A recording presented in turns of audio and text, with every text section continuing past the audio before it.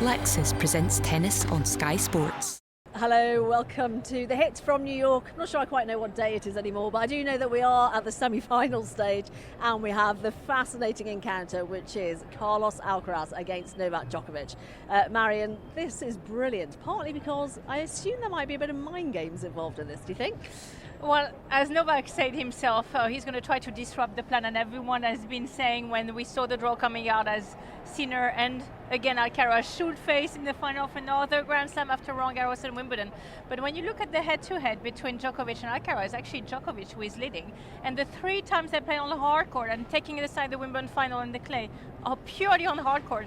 Novak Djokovic won 3 times. So you will think that the head-to-head on top of the surface will actually favor a little bit more Novak, on top of which he would have 2 days off compared to his match against Taylor Fritz. But that being all said, we all know how much Carlos Alcaraz is just keeping on improving every single time, and you feel the gap is just narrowing more and more and more. How much, Tim, do you think that perhaps Carlos Alcaraz has learned how to manage a match against Novak Djokovic mentally as well as physically?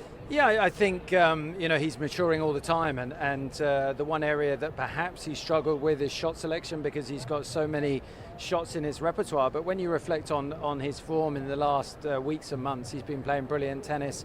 One area that I do feel that he's got the edge is the physicality, because Djokovic is 38, Alcaraz at 22. It's a 16-year difference, and what Djokovic is doing is incredible to be in his 4th Grand Slam semi-final this year. But when I look at that matchup and the tennis that Alcaraz is playing, Djokovic has beaten him 5 times to the 3 times that Alcaraz has won. But I think I give Alcaraz the slight edge. Yeah, we're seeing a slightly different Alcaraz this year compared to perhaps just building up since that Olympic final over the last 12 months. I mean, it's clear to see that for Carlos, it's about building the resume now. It's about winning the Grand Slam. It's about winning on all across the surfaces.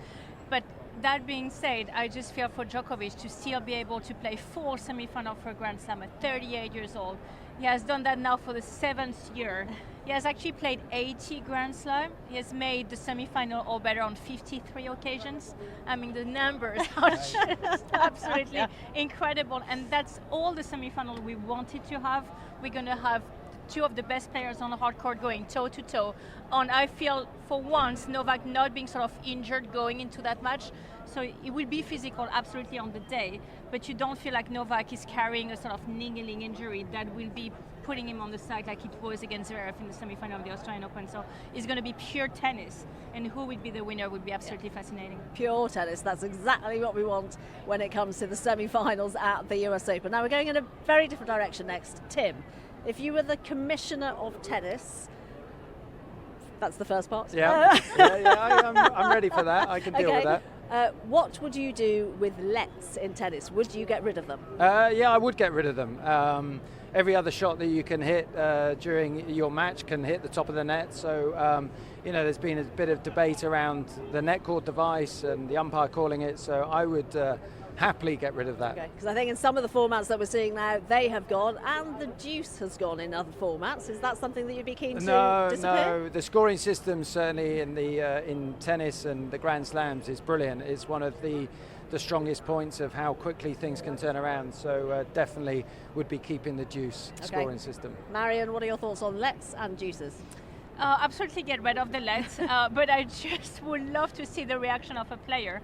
If you get a really bad net court, which basically it's a nace because the ball is dying over the net, and they're like a crucial moment of a match, just that reaction would be absolutely priceless. But that being said, there is a lot of times the net that is just so debatable, because if you touch the net, it's just for a millimeter, or it doesn't change at all the trajectory of the ball. So I will absolutely get rid of the net. But let's keep our scoring system, please. Do not touch to that. I'm begging you. If you had anything that you could change in tennis, is there anything you would want to change? I think going off court after the first set.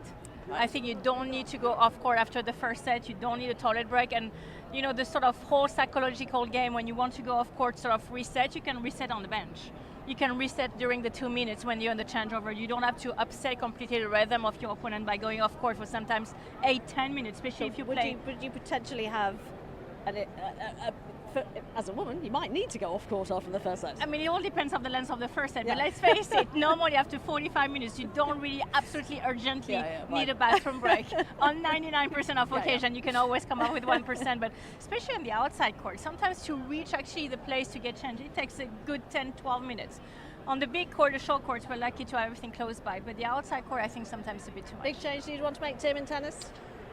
I think if I was going to, look at the ecosystem, then calendar for sure. I think, the amount of tennis that the players are having to play, I don't think they're in favour of the 12-day Masters 1000. It means they're in tournament environment too long. That is a massive challenge mentally as well as physically. So you'd love to sit down and rearrange the calendar, shorter season, more off-season for the players to rest and recover and improve their games. So that definitely would be my number one choice. Yeah, players definitely tired when it gets to this part of the season. Not too tired to dance, though. Can either of you do the Novak Djokovic celebration KPop Demon Hunters? I can do the beginning. Go on. That's for you, Tara, for your birthday. Tim, I'm very disappointed, but No. not surprised. No, exactly. Can't be good at everything. Still haven't seen you dance. No, you won't, Karthi, trust me. Well, we do have plenty of good tennis for you. Maybe not good dancing, good tennis to come on Sky Sports Tennis.